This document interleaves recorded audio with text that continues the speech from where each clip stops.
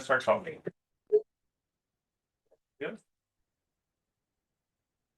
All right. So it's always great when we start a new year. For some reason, somehow, having a cycle closing, another starting, gives us strength. Like, yes, I'm going to start the diet, or this year I'm going to go more often to the Spiritist Center. You guys are all doing that. I'm going to pray more often. You're all doing that. I'm going to change my eating habits, or I'm going to ride my bike. I'm going to see more music in Austin, live music, right? So here's a suggestion. This year poses a lot of challenges for several reasons from the first minute of this year, right? So here on Spiritism, we know how much Jesus praised charity. But let's study a relative of charity today that's going to be this thing here called solidarity. It's funny because I talked to my son, he wasn't familiar with this word, solidarity. He thought that it had something to do with solitude because it started with soli. Said, no, it's not by yourself. It's actually a group thing. It's the opposite. So let's look together a little bit what I wanted to show with you guys. So we're familiar with charity, all spiritists, right? We are. We know that's the chapter 15 on the Gospel according to Spiritism. Without charity, there's no salvation.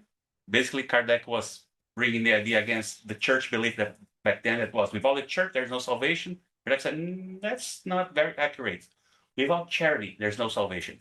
And why? Why did he bring that? Why we do that? So, since we're familiar, there are things in common between charity and solidarity, and they have their unique differences. So, I'm going to start with a story here. And I'm going to first start with a personal experience. The personal experience is this. I met this guy, his name is my friend from Brazil, all the way back in the 1980s. And then we had this huge group of friends. We all had long hair, and people they were afraid of us when we walked on the streets when actually we were just goofing around. And then later, last year, uh, we discovered that he was diagnosed with a cancer. And he didn't have all the means to treat the cancer. And we were like, okay, that's so sad because this guy is so cool. He works with instruments, he's a luthier. But no, he has no enemies at all. There's no reason to not like the guy, right? So all of a sudden, I'm invited to a WhatsApp group. And on that WhatsApp group, it's like action for the name of the guy. And it's like, that's a good idea. So all his friends, we got together and everybody started chipping in. The money, the time, the jokes, the memories from the old times, pictures from the old times. So that group that we haven't seen each other in decades. Oh, look, this guy's here. Oh, this guy's here. And he himself found the means for his treatment. And he was able to treat the cancer because of the solidarity. What's the difference between charity and solidarity there? Each one of us that we donated our time and uh, our money to help with him, we were practicing charity. But the action of getting everybody together towards a cause that constitutes solidarity, right? So after a while, we needed to do that again. We did all over again. We got together and we were all solidary with that friends, right? So this is something that it doesn't take much effort. It's only like, okay, we know that person's going for a hard time. What if we are already around and let's help that person?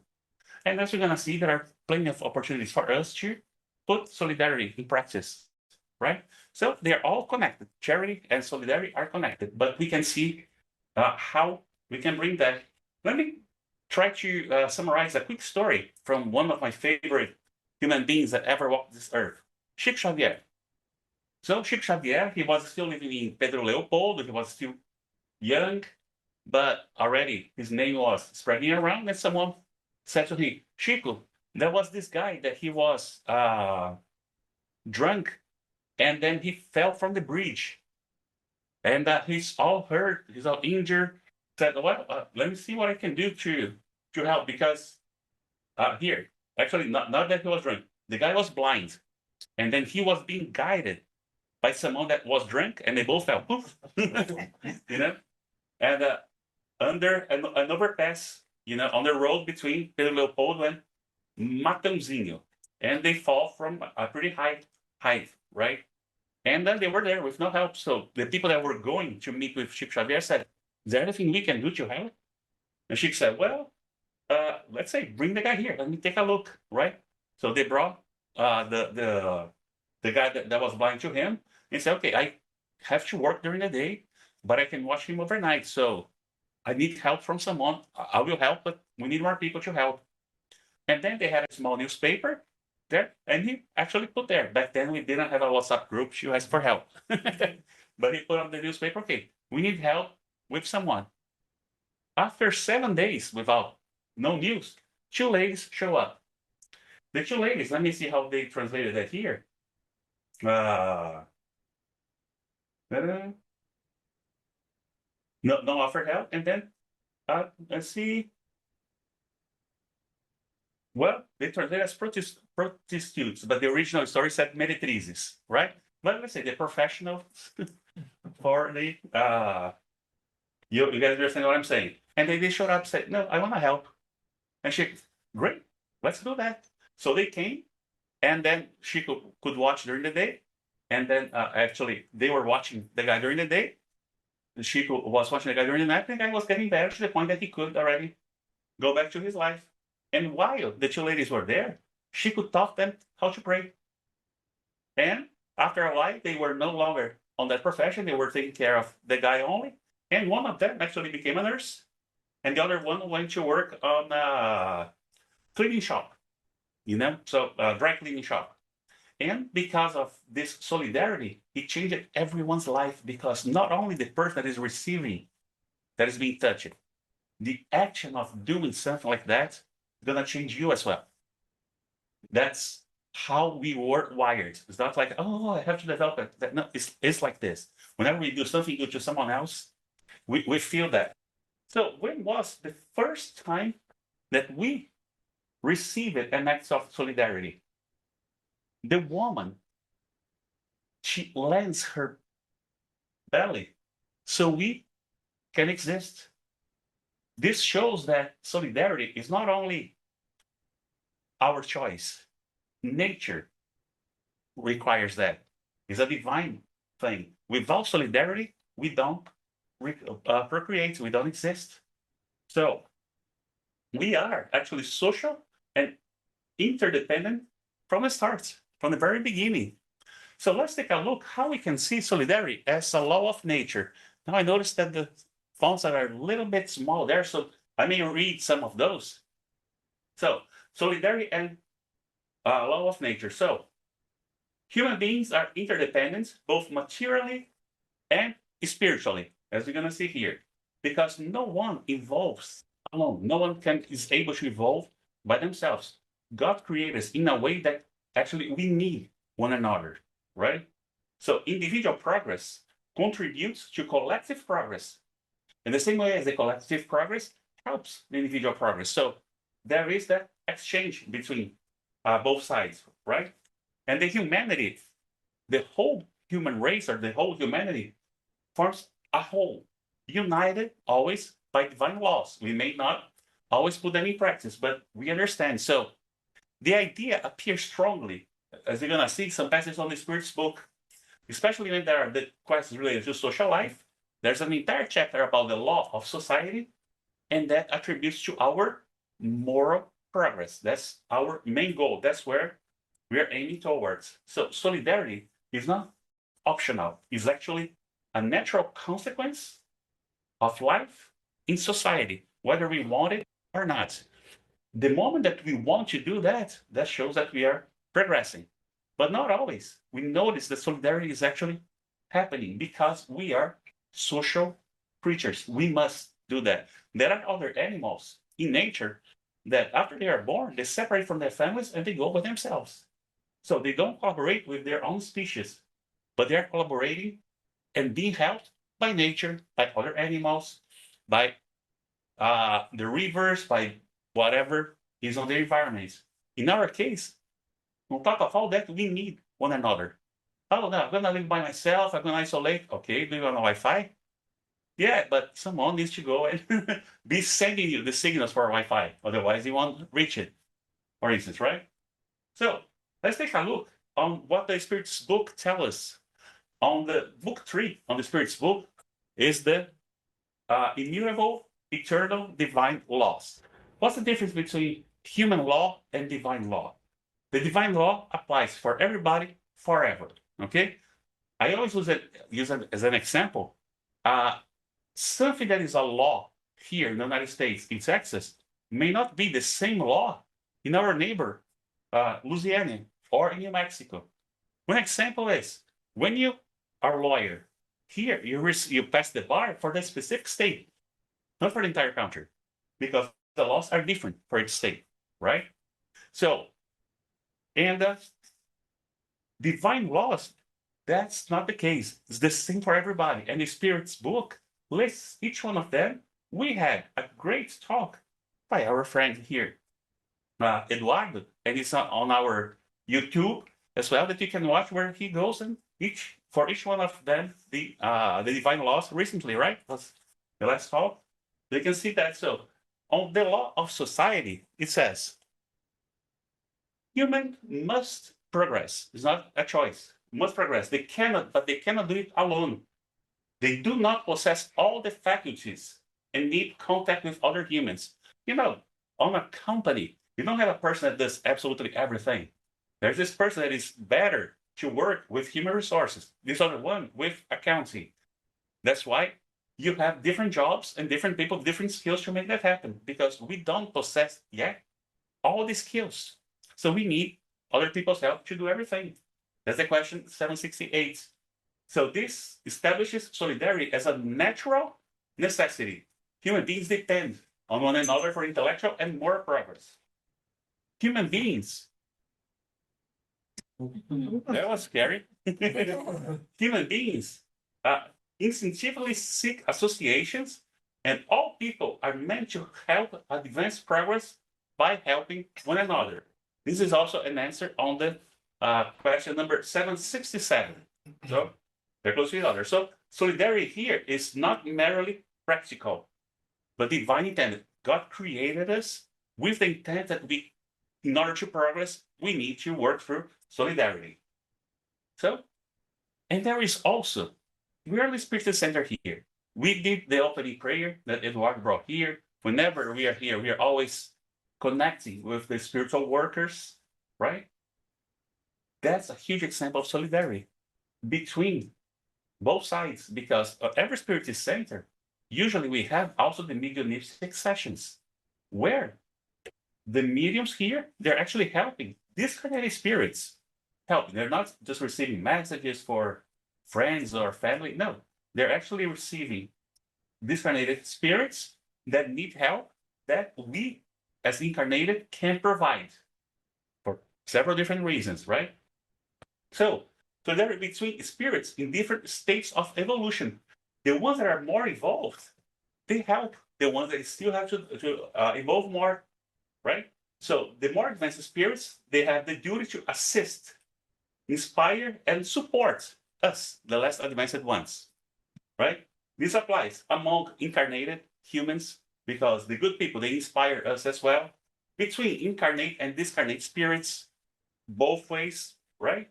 And across generations, because even people on our family in the past, they could be an inspiration example for us, and hopefully we will be inspirational for people that are coming as well. And this creates a vast chain of mutual responsibility where everyone is both learners and helpers. We're always exchanging, and everybody wins. Still on the book 3, here it says, human beings do not progress at the same rate. We know that even in school, we don't learn everybody at the same rate. It's one of the biggest problems in the schools, is that you have a class with sometimes 40 students, one teacher. They will not learn all the same way, right? That's how things are. We all went to school. Some of us are still in school. We know that's different, right? Because we are all learn in different ways, not on the same grades and not on the same manner, right? So this is why the most advanced, they help others move forward through social contact. Okay, that's the question 779. So this underlies solidarity between the spirits of different stages of evolution as well. So here solidarity becomes a moral duty, especially for these with greater resources or abilities, right? One good example is, let's remember when some of us, let's say, we were either in high school or in college, and there was that one colleague that knew better about a specific topic than other ones. Oh, let's study together. Or the other way around, you had one person with difficulties. So everybody gets together and try to help that specific colleague that has difficulties on that. I went through this. I'm sure that a lot of you may have gone through all that. The sensation of being helped is great. The sensation of helping is amazing as well, right? So this is actually the way we are wired. We are supposed to be doing that as part of our evolution, helping one another. We all grow together. Here's an example. A soccer team, when you play a game and your team wins, only the guy who scored the goal wins or the whole team won. If you lose, that's the same thing. The whole team lost as well. You have 11 players there. You you allow one goal, that's it. You lose the game. That's like us with humanity. We all win if we all progress. If we only progress and you don't help the others come as well, we're going to stay behind. It's going to still be pushing us down. And then let's look on solidarity and reincarnation. So from a spiritist view, this is very interesting because according to the spirits, reincarnation deepens the concept of solidarity. So often, as we can see on a lot of, especially in André Luiz books, so often reincarnates within the same families, groups, and society. Usually there's a group there that they're gonna assist that family, assist that group, so that they can be successful on that reincarnation. And then the present relationships may be consequences, and 98% of the time are of past lives. In helping others today, maybe repairing things that we may have done wrong in the past that we may not even remember, or of course, as we are born, we forgot that, or they be strengthening a future harmony as we can continue doing good things together. Okay, so thus solidarity is also a tool for reparation if we messed up something, a means of collective reconciliation if needed, but also no one's suffering or happiness is isolated from the moral history of the group in total. So when you look at reincarnation as a means to solidarity, we got all this good example of things that we've been through and actually things that we go through every day because we are reincarnated again, probably together on the same group one more time. And the group invisible here, they are doing everything they can to help us. It's not always that we let them help. Sometimes we make their lives harder, but they haven't given up on us yet since you're here, right? All right. So what does the Spirit's book tell us about family ties? So social ties are necessary for progress, and family ties strengthen social bonds. This is why family ties are a law of nature. God wants men and women to learn to love one another as brothers and sisters. God wants that. That's why if you hate someone, maybe the solution would be for you guys to next life born even closer. If you don't kill each other, that's a progress, right? And maybe on the next one, you even be able to stand each other to the point that one day you're gonna learn to love each other, right? So we establish solidarity between the strong and the weak as well. So we pause here. The gospel according to Spiritism on the chapter 4, it says that by reincarnating on the same globe, God wanted the same spirits to be in touch again, having occasions to repair their reciprocal wrongs. Due to their previous relationships, God also wanted them to build family ties on a spiritual foundation and to rest on a lot of nature, the principles of solidarity, fraternity, and equality. That's the item 26 of the chapter 4, Gospel according to Spiritism. On the same chapter, item 22, we said, with reincarnation, there is perpetual solidarity between the incarnate and discarnate. Hence, I'll never write any sentence with hence, but hence the tightening of the bonds of affection. All right. On the book Heaven and Hell, where there are several messages from different spirits, they share their experiences, after they discarnate, some good, some not as good. Then we have this message here. Solidarity is thus established between the spiritual world and the corporeal world.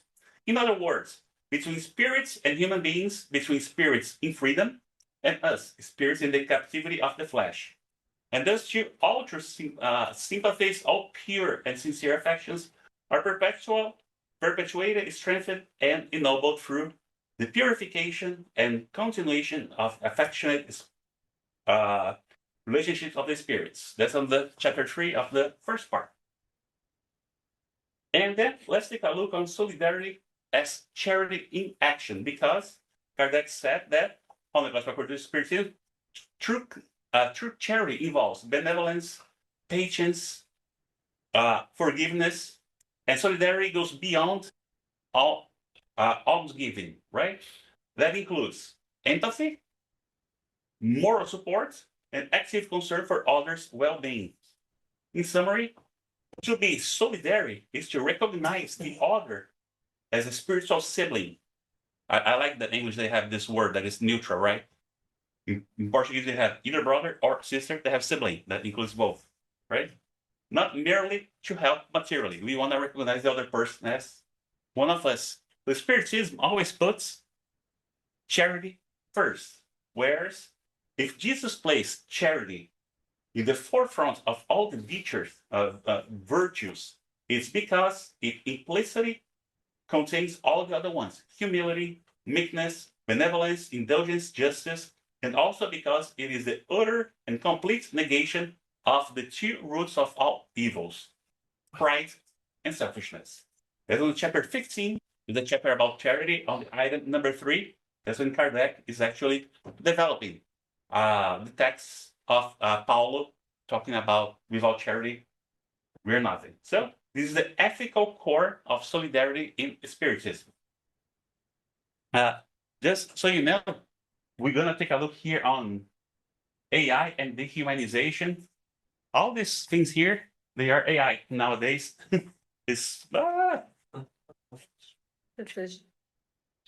Okay, we're back. I cannot touch this. I guess maybe no. It's almost.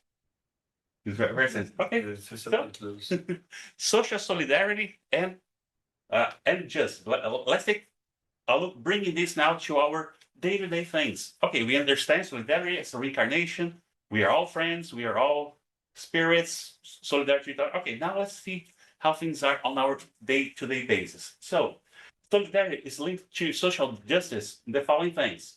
Social inequalities, they will always exist here on Earth because we are different people. We come from different backgrounds. We have different errors to be fixed, each one of us. So social equality, they are temporary and they are educational for us, okay? Wealth, power, and intelligence are tests, not privileges. We have the entire chapter on the Gospel according to Spiritism and several messages about the dangers and the challenges of wealth. And one of the best jokes that I see sometimes is, okay, how can I get this test next incarnation? Right? So those who have more, they are morally responsible for those who have less. That's why you have way less people with more things, because the test is huge. And they agree to do right. If they're messing up, that means they're failing on their mission. And there will be consequences, of course. So, ignoring, if you have all the means, but you're ignoring the suffering of others, that's a failure of moral duty. This is not neutrality.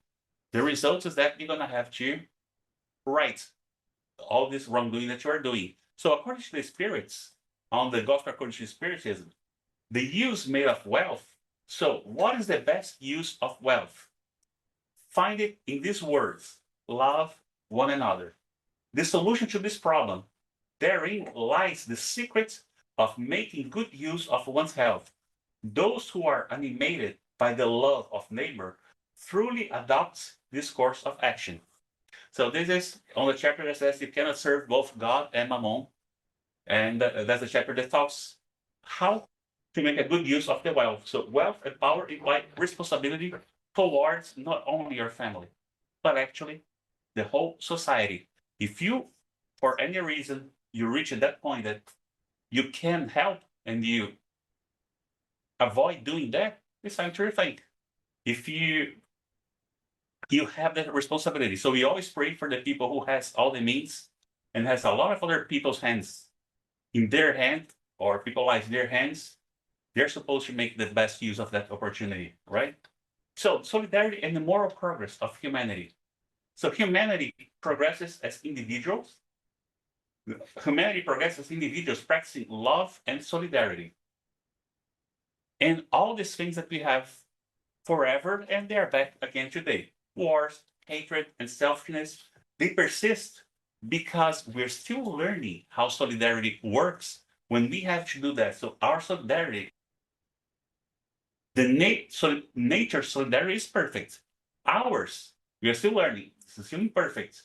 So the future regeneration of humanity depends on fraternity becoming a real thing. So when you see that the spirits tell us about the next stage of planetary evolution, which is a planet of regeneration, all the things that we had before, they will no longer exist because the root of all the imperfections that cause those things, they're going to already be done. And solidarity and fraternity, they are just consequences, things that we do. The way we breathe is they're natural for everybody. Solidarity, therefore, is a criteria of moral advancement, a sign of alignment with divine law, and that's it. So let's take a look on a few slides here. Now, let's remember a few things. So today, there's a perfect example on how social polarization and political hatred is permeating our lives. I don't know if ever happened to you guys to be on a WhatsApp group, and then there is that person that is a radical about a certain side, the other person is radical about the other side, and there's the other person that tries to, okay, let's calm down, and then they fight. They are not even seeing each other, but they're fighting, and they're extremely strong with their words, and they no longer talk because this thinks that their political views are the only right one. And this other one thinks that, no, my political views are the correct one. Okay, let's look on this as this, how can we solidarize in this case, right? So let's take a look. Why this happens? Because humanity is still morally immature, not intellectually. A lot of these guys, they may be extremely smart. They may be great with words. They may be able to connect A to B to C, even if all of their saying is completely wrong. But the way they connect and the way they talk, they be convincing everybody because they are smart. Not necessarily morally advanced yet, because the moment that everybody is morally advanced, then we're gonna think the same. Because Jesus gave us only one lesson: love one another, love your neighbor as yourself. That's because he said you must love God above everything, and then love one another, right? So when we understand that, all this mess up that's happening, it completely loses its meaning. So intolerance and fanaticism reflect collective spiritual backwardness. If Haroldo Dutra is correct, he said that in Brazil, for instance, a lot of people that they were fighting on the French Revolution, they reincarnated collectively in Brazil. So if they were already, let's say, back then very active and they wanted to chop other people's head, things like this, they had a chance to go to the hospital, which is our country that a lot of us were born, which is Brazil, right? That doesn't mean that they already evolved. No, they're there to learn, to repair their errors, and try to improve, right? So intolerance, if analysis, reflects a collective spiritual backwardness. And the opponents, they're not supposed to be enemies, but they're basically spirits in different evolutionary states. And think about this, not necessarily the one that, okay, if they are in different stages, this side is evolved and this is not. Not necessarily. Who are us to judge? Right? We are, for us, we're everybody about the same level. What can we do about that? So, solidarity in practice in this case, we can try to go to the dialogue without the hatred, even if what the other person is saying is completely wrong, we completely disagree. We have here on Spiritism all the reasons why we disagree. We, as a Spiritist, we have to put the hatred aside if we want to have any progress, right? We have to reject the dehumanization and moral superiority. What is the dehumanization? A great example is cars. People that are driving, the cars are moving. Most of the cars nowadays are moving because someone is driving them. There's a person inside. Okay, Waymo and some Tesla, things like this. But where I'm trying to get is, if someone cuts in front of you, it wasn't the car that cut in front of you. But if someone's messing up, you're driving, and someone is trying to enter on your truck, it's not the car that's trying to do that. Someone is doing that. So when we get mad and we yell at that, we are usually yelling at the car way more than at the person. Why do I say that? If the person that is messing up, I look and it's someone I know, my attitude's gonna change. Let's say, okay, why this guy has the light so high that I can barely see? And then I look, oh, Leo, that was you? Oh, Leo. Oh, so your light was like, oh, I'm so sorry. And I turn it off. Look on the difference. And if I look and, I don't see a person there. Whoever is doing that, we have to humanize. We have to remember someone that is driving there is a son or a daughter, has a mother, may have kids or something like this.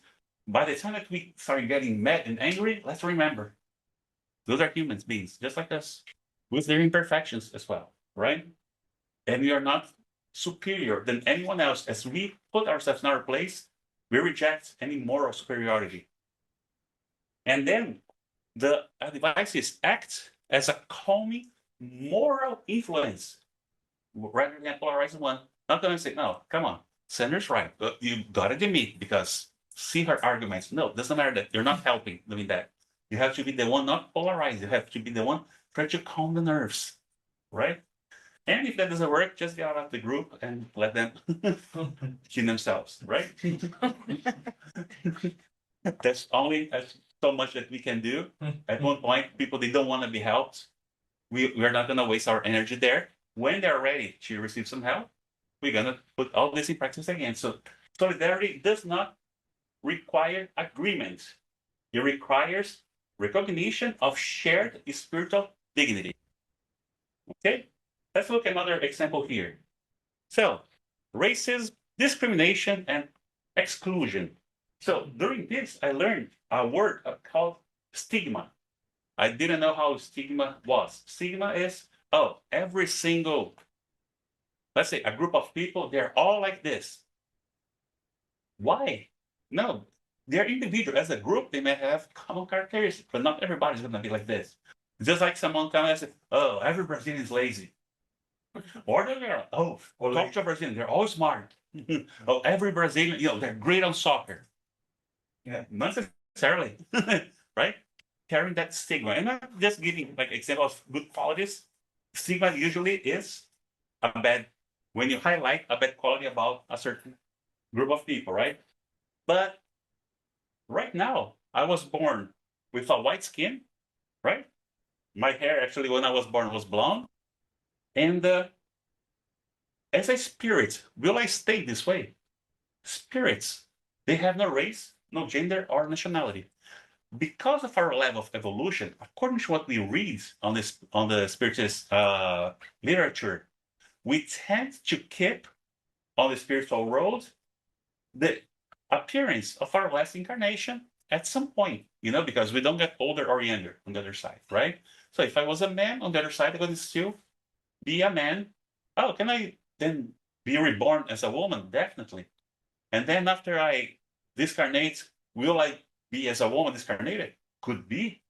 It's all flexible. A lot of this is in your head, right? So spirits, they have no gender, and especially spirits has zero nationality. This we incarnated created. Okay? So whenever we go into any racism or exclusion or any kind of prejudice, let's remember that we're spiritists. Let me give an example. This land that we're stepping here, okay? 500 years ago, the Native Americans were walking here. One people. And then French came. And they were around for a little bit. So one European flag. French left, Spaniards came. So we have the Spanish people here. They started actually colonizing this whole area. Several cities here in Texas, they have El Paso, where this name came from, right? Alamo, that's the name of a tree, right?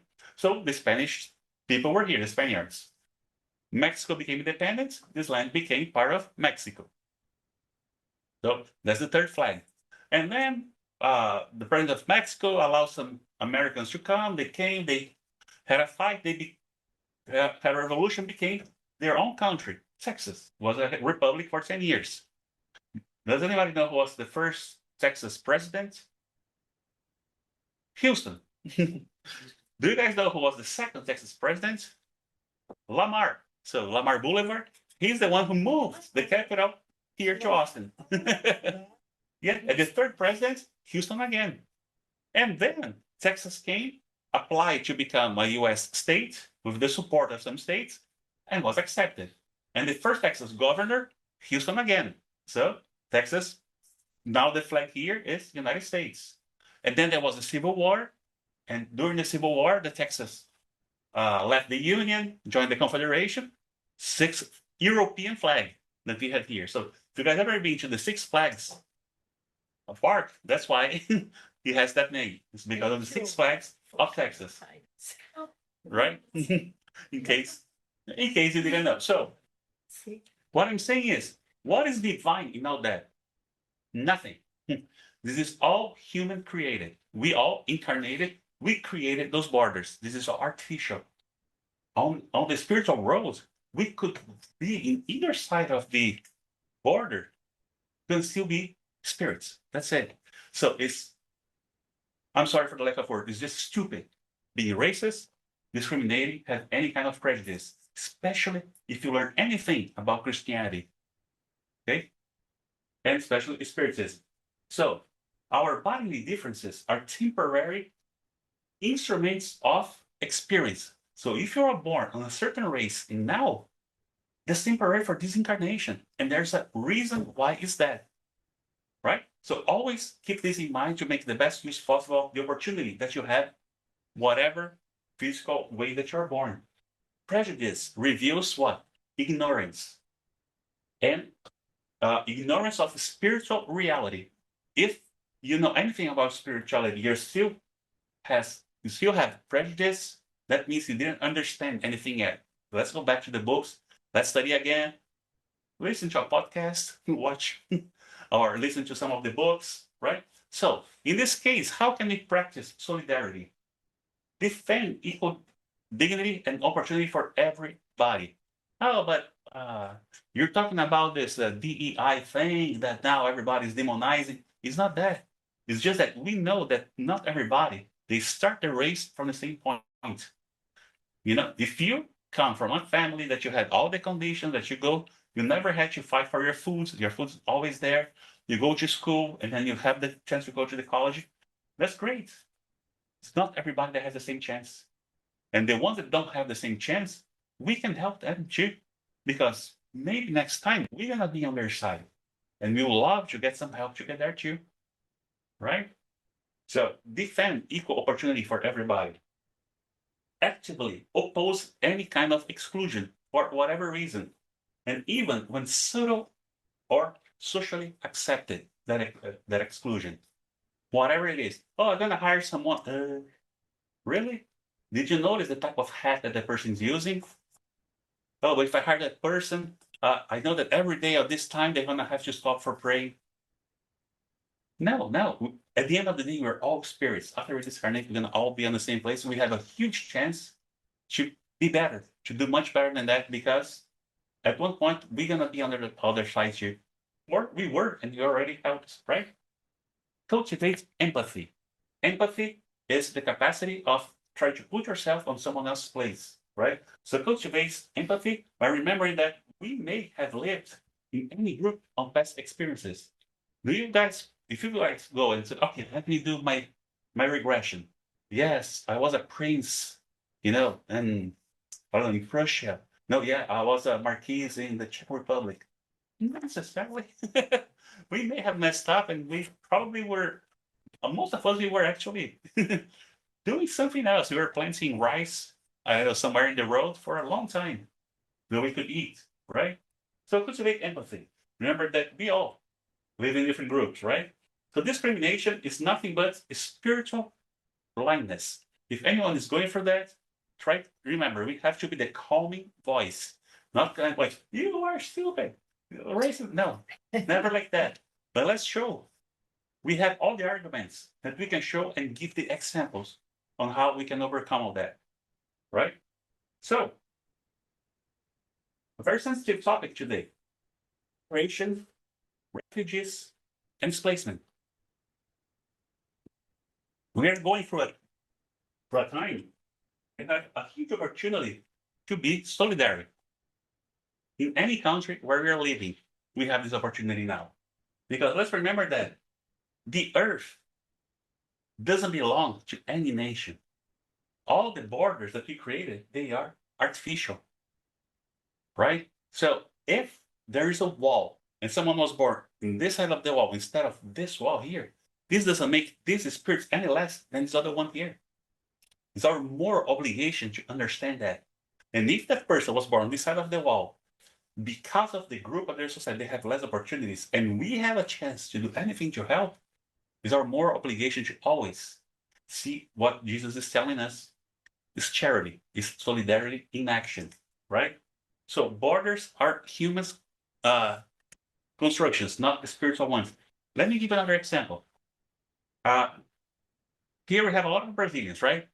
Do you guys know that in Brazil, seriously, what I'm going to tell you is true. There's a state called Acre. Yeah, I know a lot of people don't believe that we have Acre, no, but yeah, it does exist, right? Acre is a state that is on the Amazon, completely on the Amazon. Is the stop isolated, only borders the Amazon state, Amazonia, Amazon state, Amazonas, and for some time, that part actually belonged to Bolivia. When the borders were being demarcated between first Portugal and Spain, they were looking on a map. That's okay, from here to here is yours, from here to here is yours. But they didn't know how the actual geography worked. Why it became part of Brazil? Because a lot of Brazilians, they went there, they didn't see any line on the ground saying, okay, here ends Brazil, here starts, ends Portugal, here starts the Spanish part. No, they were just going. At one point, they said, okay, let's go on the map again. Oh, but you're in Spanish part. But I already put all this infrastructure here for rubber, for everything. At the end of the day, they made an agreement, and Brazil bought Acre from Bolivia. But again, the borders were not there. We created those, right? And that's so artificial that it will change. I guarantee you guys, it will change. Just take a look on Europe. When I was born, the European map was different than what it is today, right? The map of Africa was very different. And I'm talking about like only 20 years ago that I was born. And everything changes. Real quick, does anybody know what's the youngest country in the world? South Sudan. So 2011, the country called Sudan in Africa is split in two. So you got Sudan and South Sudan.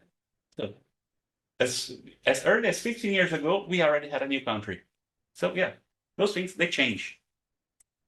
Okay, so many migratory crises are collective karmic consequences. We have to understand that God let things happen for a reason. They're giving us opportunity to repair something that we may have done wrong. So a lot of refugees, they don't leave their lands because only they want to have an iPhone. No, they're going through a real bad hardship. We've been through that before too. And if we don't learn the lesson, probably going to have to go for that again, right? So a lot of those, they may be a collective karmic consequence. This happens.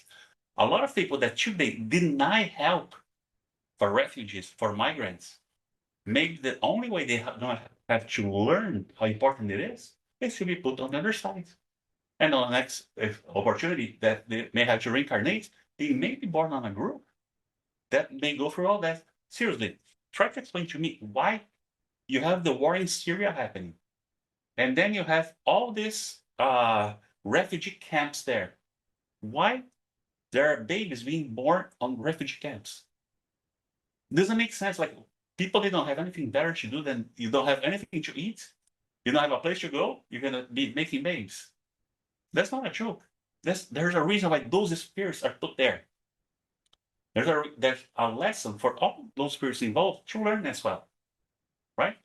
Maybe we don't have to go through all this if we don't learn how to help when the opportunity comes to us or to anybody. Okay? So how can we practice solidarity in this situation? We can welcome rather than fear whoever is the displaced people. There is a country in Asia called Myanmar. Myanmar was renamed, the previous name was Birmania, Burma, and then they had a coup and they changed the name of the country to Myanmar. Did you guys know that the biggest, and they have different ethnic groups there? This account that I gave an example that they have even radical Buddhists. It doesn't make sense to be a radical, violent Buddhist, right? But yeah, they have that, and they kill some minority groups that follow a different type of Buddhism. So some people, they have to flee those places. And the place that receives most of those refugees is Austin. So if you go to downtown, there is a Caritas of Austin there, and they have a group of people that they receive a lot of people from Myanmar and teach them, okay, so these are the numbers for the bus. This is how you shop here, because they came from a reality that they didn't have supermarkets or stores or anything like this. And they teach people how to live in society here. And this is here in Austin. Okay, so here's solidarity, charity, hand by hand, and we do here on this beautiful city. So we're welcoming there. Support humane policies that balance order with compassion. You need to have order, but it's not ordered by violence, ordered by compassion. Let's remember, Jesus never needed to resort to violence to teach us anything. They would come and say, okay, throw the first stone, whoever doesn't have any sins. Oh, no one threw any stones, right? Or throw the rocks, right? Avoid narratives that demonize the vulnerable. If a group is vulnerable, that's their karma and it's our chance to help them. Let's avoid saying anything, because the word, the thought, they have power. They can reach really far. So ask yourself, if the roles were reversed in another life, how would you wish to be treated? The way you're treating them, right? Because that can very well happen. And how can you look into public safety when there is crime and violence is still happening on our current state of evolution, right? The criminal behavior often reflects moral ignorance and spiritual suffering. Yeah, but the person was born in a violent family. Again, that's the group karma, because we know a lot of people that they were born in violent, poor, difficult situations, and they came out great, right? Oh, it's easy. No, it's very, very challenging. And if they overcame it, their merit is huge, right?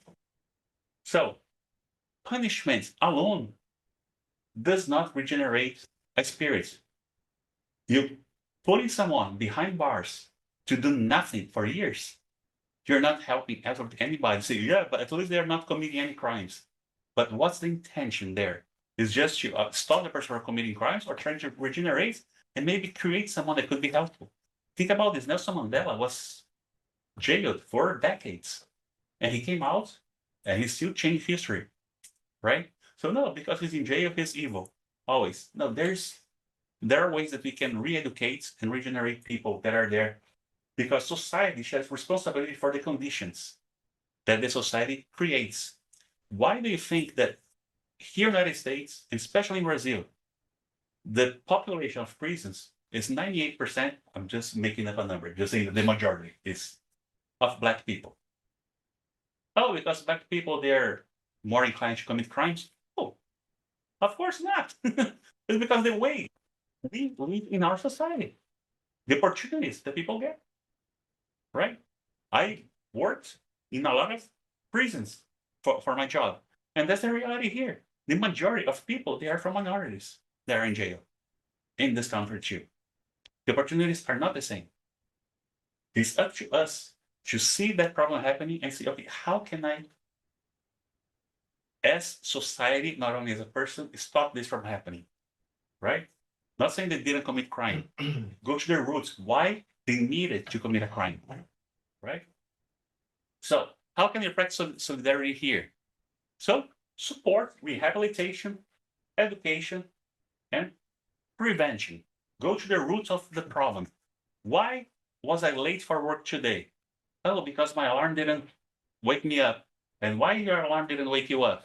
Oh, because it wasn't connected to the wall. No, actually, because I didn't have electricity overnight. Why? Because it was raining and then the power went out. And why? Well, because two clouds. No, that's too much. But if you start asking why, you're gonna reach the root cause. The root cause in this case that the person is a battery operated alarm clock. So in societies, why the person committed a crime? Oh, because they. If you read the book from Victor Hugo, Les Miserables, you're gonna see that the main character, Jean Valjean, he was a very, according to you, depending on how you see that, a very dangerous prisoner. But why was he arrested? Because he stole a loaf of bread. Because his younger siblings, they didn't have anything to eat. Right? But was he a criminal because he stole? Was he allowed to steal? We don't know the line between wrong and right if we are not on that person's place. Right? So, fairness with compassion, protect society while aiming and moral recovery, and reject vengeance as a solution. Vengeance, revenge, like punishing someone for pure revenge, you're lowering yourself. You're not helping absolutely anybody. So justice without charity becomes cruelty. Charity without justice becomes permissiveness. So Jesus was always firm. Jesus never come and say, okay, you can keep on doing wrong. No, I'm going to help you now. But go and sin no more. Right? Okay. Only a couple more here, and we're going to be done. Mental health, emotional suffering. How can we look on that? I doubt that here we don't know someone that goes through emotional or mental trouble, right? So emotional pain may involve spiritual, moral, and even social factors. And isolation only makes those things worse. Many people struggle, and many struggles are invisible. I still can't believe that a lot of people that we see on TV, I used to love Robin Williams, and then he was struggling so much to the point that he took his own life. And we're like, really? Him? We'll never guess, because a lot of people, they suffer in silence. You don't know, right? So how can we help in this case? Listen without judging. So hard. Whenever someone is telling me something, I'm ready, right there, ready to judge the person. Because that's the easiest thing to do, right? Because they're doing something different than we are. Are we right? Not necessarily, right? And then reduce stigma. It's not because that person is from that group that person will always have whatever bad quality is associated to the group, even if the group doesn't have that quality, right? support that person. We spiritists, we never tell you, okay, stop taking medication, only the passes will heal you. Not in spiritism. We say it's a combination of all things. If you take the medication, that's great. You're gonna need that. But you also need the spiritual assistance, right? Here in spiritism, that's what we do. We never replace the medical care. We support, we combine it, right? So solidarity means by taking suffering seriously, even when we do not fully understand what the person is going through. We don't understand doesn't mean the person is not suffering. Let me help. I don't know what you're going through, but we're going to go through all this together. Finally, environment crisis, because this happens, right? Remember that nature is divine, is not ours. Nature was here before we were born here. It's not a resource for us to purely exploit. Humanity's moral immaturity leads to the current environmental imbalance that we humans are causing. In future incarnations of ourselves may occur on the same messed up planet that we are creating today. If we improve the planet, it's going to be much better.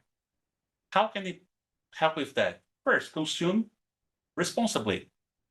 Today it's hard to not buy something that is overpacked. How can we do something? Well, if I work on a company, let me see how I can work towards less packaging, or because pretty soon we're gonna run out of space to put all the trash that our generation is creating, right? Think long term, beyond the personal convenience.